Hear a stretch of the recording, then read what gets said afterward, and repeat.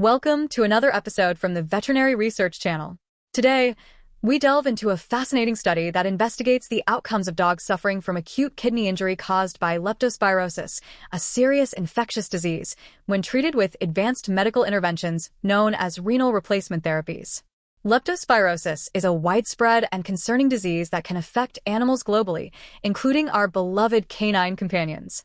It is caused by spiral-shaped bacteria belonging to the genus Leptospira and is considered a zoonotic disease, meaning it can also be transmitted to humans. In dogs, this infection often leads to a severe inflammatory condition that can impact multiple systems within the body, with the kidneys and liver being primary targets. However, other vital organs and systems such as the lungs, the lining of blood vessels, the blood clotting system, the heart, and even the eyes can also be affected. The ability of a dog to survive leptospirosis depends significantly on the severity of its clinical signs and any secondary complications that may arise. Earlier research focusing on cases managed primarily with medications suggested that severe buildup of waste products in the blood, a condition known as azotemia, was often associated with a poor prognosis. During the initial, acute phase of the disease, dogs commonly develop acute kidney injury as a result of inflammation within the kidney tissue itself, a condition called acute interstitial nephritis. Alarmingly, about 30% of dogs with acute leptospirosis may experience a significant reduction or complete cessation of urine production, known as oliguria or anuria, respectively. Tragically, these severely affected dogs might succumb to the disease before their kidney function can recover naturally. This is where extracorporeal renal replacement therapy becomes a critical consideration. This advanced therapy aims to remove harmful toxins that accumulate in the blood due to kidney failure, correct imbalances in fluids and electrolytes, and restore the body's acid-base balance, essentially providing support until the kidneys can hopefully begin to function again. Previous studies have reported promising survival rates, with one study indicating that 86% of dogs with acute kidney injury secondary to leptospirosis treated with a specific type of renal replacement therapy called intermittent hemodialysis survived. Given the advancements in veterinary medicine and the increased availability of various renal replacement therapies in recent years, there was a clear need for updated information regarding the survival of dogs with acute kidney injury due to leptospirosis when these therapies are employed, and to identify factors that might influence their prognosis. To address this need, a retrospective study was conducted to describe the outcomes of dogs with acute kidney injury resulting from leptospirosis who required renal replacement therapy. The study aimed to assess their survival rates at hospital discharge, in the short term, within 30 days of leaving the hospital, and in the long term, at least 6 months after discharge. Additionally, the researchers sought to determine if the maximum levels of blood urea nitrogen, a waste product indicative of kidney function, maximum creatinine, another key indicator of kidney health, maximum bilirubin, a marker associated with liver function and sometimes red blood cell breakdown, and the number of different body systems affected by the disease might be linked to a dog's survival until hospital discharge. The researchers meticulously reviewed the medical records of 22 client-owned dogs diagnosed with acute kidney injury secondary to leptospirosis that received renal replacement therapy between the years 2018 and 2021. These dogs were treated at Tufts Cummings School of Veterinary Medicine. To be included in the study, the dogs had to have a complete medical record, a confirmed diagnosis of leptospirosis based on specific laboratory test results, and have received at least one session of renal replacement therapy. The criteria for confirming leptospirosis included specific antibody levels detected by a test called the microagglutination test, or a significant increase in these antibody levels over time, or a positive result on a polymerase chain reaction test performed on urine or blood samples. Dogs with incomplete medical records, those not meeting the leptospirosis diagnostic criteria, and dogs with acute kidney injury secondary to leptospirosis who did not require renal replacement therapy were excluded from the study. The study population consisted of 14 male dogs and 8 female dogs, with a median age of 5.1 years and a median weight of 14 kilograms. A variety of breeds were represented in the study. Leptospirosis testing involved different methods, including rapid point-of-care tests, acute and convalescent microagglutination tests, and polymerase chain reaction testing on blood and urine. The serovars, or specific types of Leptospira bacteria with the highest antibody levels detected, were Bratislava and Grappatifossa. Prior to being treated with renal replacement therapy at the study institution, the vast majority of the dogs had been referred from other veterinary hospitals, and most had already been hospitalized and received antibiotic therapy. The most common clinical signs observed on presentation included vomiting, lack of appetite, lethargy, diarrhea, and weakness. Physical examination findings revealed that some dogs had jaundice, rapid or labored breathing, and swelling in their extremities. A significant portion of the dogs were assessed as being either dehydrated or, more commonly, having fluid overload. Upon arrival at the study institution, a notable number of dogs had severely reduced or absent urine production. Comprehensive laboratory tests, including complete blood counts, serum biochemistry profiles, and urinalysis, were performed on all dogs within 24 hours of their first renal replacement therapy treatment. A high percentage of the dogs were anemic, and several required blood transfusions. All dogs exhibited azotemia, indicated by elevated blood urea nitrogen and creatinine levels. The severity of their acute kidney injury was classified using a standardized grading system, with the majority of dogs falling into the most severe categories. Many dogs also showed signs of liver involvement, with elevated liver enzyme activities and bilirubin levels. In most cases, bilirubin levels continued to rise after admission. Urinalysis revealed abnormalities such as protein and glucose in the urine, as well as the presence of white blood cells or bacteria in some cases. Some dogs had positive urine cultures, indicating concurrent urinary tract infections. Platelet counts were evaluated, and some dogs had significantly low platelet levels. Blood clotting tests were performed in some dogs, revealing abnormalities in several cases. Imaging studies such as radiographs and ultrasounds were also conducted and reviewed by specialists. Renal replacement therapy was initiated in dogs who had acute kidney injury along with inadequate urine production, dangerously high potassium levels in the blood, fluid overload that was not responding to medication, or progressively worsening azotemia. The most common reasons for starting this therapy were inadequate urine production, fluid overload, and hyperkalemia. The primary type of renal replacement therapy used was intermittent hemodialysis, although a continuous form of the therapy was used in a few instances when the primary machine was unavailable. One dog received an additional treatment using a specialized filter designed to reduce inflammatory substances in the blood.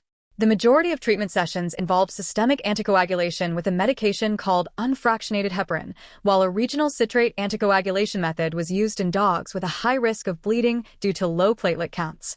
The dialysis treatments were tailored to each dog's individual needs, and ultrafiltration, a process to remove excess fluid, was performed in dogs with fluid overload. The number of renal replacement therapy sessions each dog received varied, with a median of 3 sessions per dog. Complications during the dialysis sessions were common, but most did not require significant intervention. More serious complications requiring emergent intervention or early termination of the session occurred in a smaller number of cases and included issues like severe arrhythmias and concerns for a neurological condition called dialysis disequilibrium. No dogs died during the dialysis sessions themselves. The number of body systems affected by leptospirosis varied among the dogs in the study, ranging from 1 to 4. All dogs had kidney involvement, which was the primary reason for needing renal replacement therapy.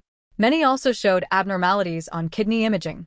A significant number of dogs had evidence of liver involvement based on elevated liver enzymes and bilirubin levels, and some had abnormalities detected on liver imaging. Pulmonary involvement, indicated by respiratory signs and changes on chest radiographs, was observed in nearly half of the dogs. Involvement of the coagulation system, suggested by bleeding tendencies, low platelet counts, or abnormal blood clotting test results, was also common. A significant finding of the study was that 16 of the 22 dogs, or 73%, survived to hospital discharge. The median creatinine level at the time of discharge for the surviving dogs was 2.2 milligrams per deciliter. The causes of death in the dogs that did not survive included sudden cardiac or respiratory arrest and euthanasia due to factors like persistent lack of urine production, respiratory distress, progressive jaundice, and concern for a severe clotting disorder. Interestingly, there was no statistically significant difference in the maximum blood urea nitrogen or maximum creatinine levels reached during hospitalization between the dogs that survived to discharge and those that did not. However, there was a significant difference in the median maximum bilirubin level, with the non-surviving dogs having much higher levels compared to the survivors. Furthermore, there was a significant association between survival to discharge and the number of body systems affected by leptospirosis.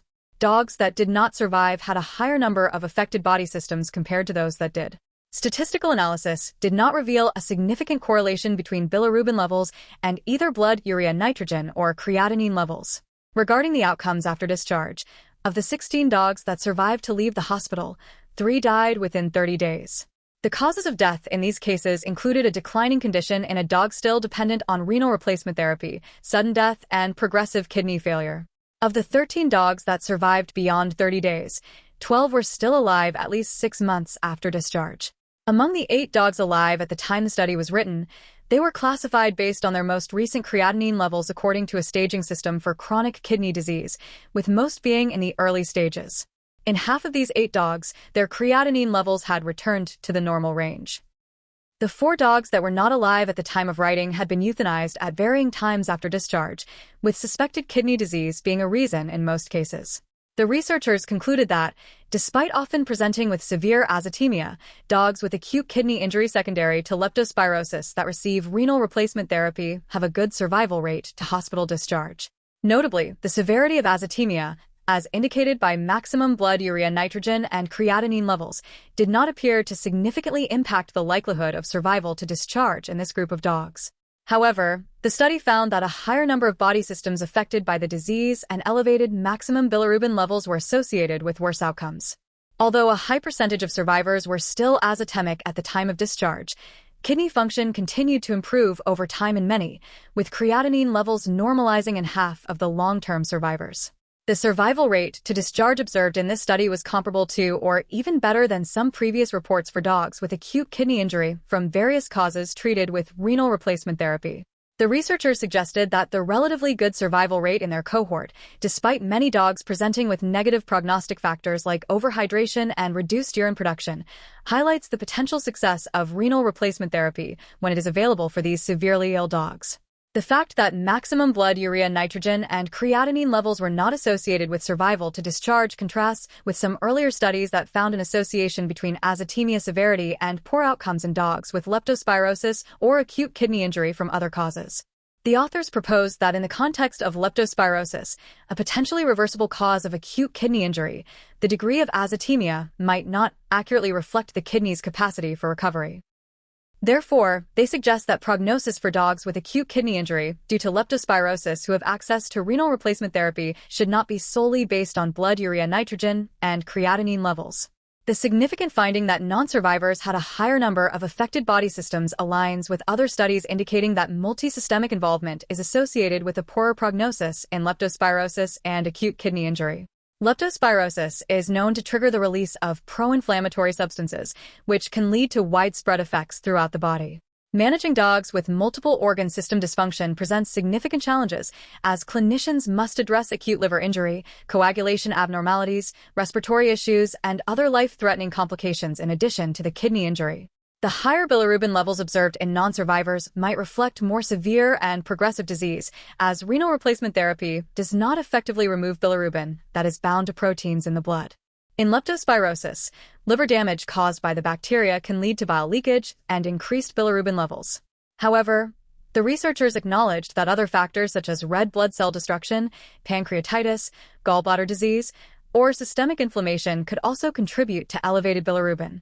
Elevated bilirubin levels have been linked to increased mortality in both dogs and humans, often indicating severe multisystemic disease. The study also found that while many dogs were still azotemic at hospital discharge, a significant proportion experienced normalization of their kidney function in the long term. This suggests that even in dogs requiring intensive renal replacement therapy for leptospirosis-induced kidney injury, substantial kidney recovery is possible over time. The authors acknowledged several limitations of their study, including its retrospective design, the relatively small number of dogs included, and the lack of complete standardization in the diagnostic tests performed and the long-term follow-up protocols. The number of affected body systems might have been underestimated, and other systems could have been involved but not consistently assessed. Furthermore, due to the small sample size, it was not possible to perform more complex statistical analyses to assess the independent effects of various factors on survival. The study also focused on dogs that had access to renal replacement therapy at a specialized center, and outcomes might differ for dogs with less severe disease or those without access to such advanced treatment. In conclusion, this study provides valuable insights into the outcomes of dogs with severe acute kidney injury secondary to leptospirosis requiring renal replacement therapy. The findings indicate that a considerable proportion of these severely ill dogs can survive to hospital discharge and beyond, and that the severity of initial kidney damage alone may not be the best predictor of outcome. Instead, the extent of involvement of multiple organ systems and the degree of hyperbilirubinemia appear to be important factors associated with survival. While long-term kidney damage is common in these cases, significant recovery and normalization of kidney function can occur over time. These findings underscore the importance of considering the overall clinical picture, rather than solely focusing on kidney function markers, when assessing the prognosis for dogs with leptospirosis-induced acute kidney injury treated with renal replacement therapies. Thank you for listening to the Veterinary Research Channel. A link for the reference paper is in the video description. Remember to test your knowledge by answering the questions in the description, and as always, keep those minds inspired, hearts light, and tails wagging.